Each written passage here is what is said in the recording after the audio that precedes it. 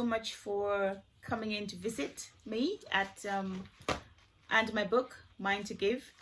This book is based on real life stories of sexual violence, and actually it's based on a documentary that I produced called Mind to Give. And so now we start to break the silence. We begin to tell our stories, as slow and as painful and as anonymous as they are.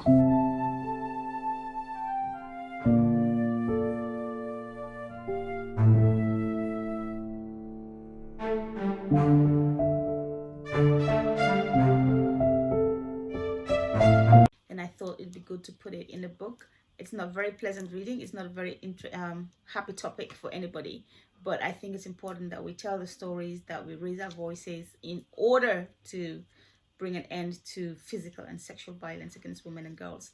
I'm going to read just certain portions of the book for you, which just kind of gives you an overview, but doesn't actually tell you the story. So you actually need to buy the book to read the stories. Violence against women and girls is a global problem. According to the World Health Organization, 35% of women have experienced physical and or sexual violence. That is 1 in every 3 women. In fact, the WHO calls the issue of violence against women and girls rampant. In order to protect the girl, to begin a road to healing, to empower her and create an equitable society, it is imperative that these issues are brought to light and discussed openly within the current socio-cultural landscape. Sweeping sexual violence occurrences under the carpet and acting like we do not see it, or when we do see it, we should pretend like it does not matter, must end. All of my life, growing up in the Gambia, I had heard about an uncle or an older man on a certain street who likes children, or a young girl impregnated by a family member. I have seen domestic violence and had an underage girlfriend who was having sex with someone twice her age.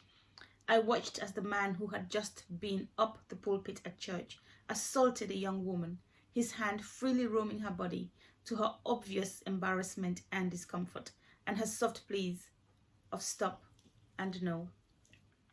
At the time, I never considered any of these things as wrong. I did not understand it.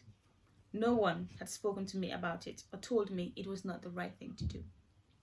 Older people saw it and never commented, so how would I know it was wrong?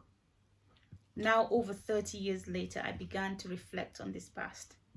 I began to place my experiences of sexual abuse within the context of my country. As I began to explore and understand my responses to these experiences, I began to think about how other girls and women were going through the same things. I began to reflect on a society where abuse is so normalized that girls and women endure it in silence, disempowered to report it or fight back. I'm just going to read the last page now. Now we need this abuse to stop. We are calling on each and every individual person to take responsibility for sexual abuse and act to make it stop. We need the key agencies, governments and law enforcement to do their jobs, to educate the entire citizenry about the rights of women and girls to their own bodies.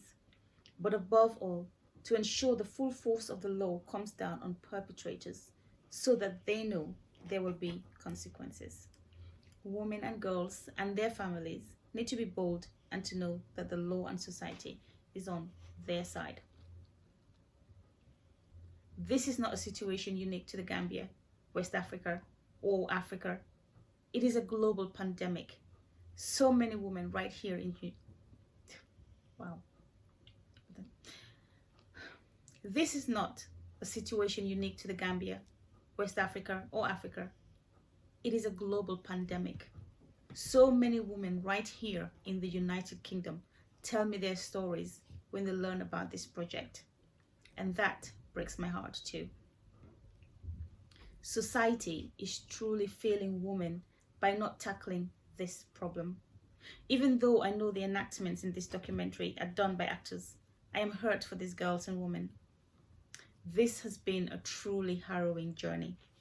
Sexual violence is an unpleasant topic, an unpleasant event in every way for all the girls and women involved and suffering now. That is why it needs to stop. There is nothing pretty or rosy or civilized about sexual violence. It is nasty and it needs to be exposed. It is a cancer and it needs to be removed. Thank you for listening. The book is available on Amazon. Of course, you can get it from me by sending me an email. It's £10, and I will send you in return a signed copy. A percentage of all sales for this book will be going to support the victim support unit in the Gambia. So do buy a copy and do share with families and friends. Thank you very much.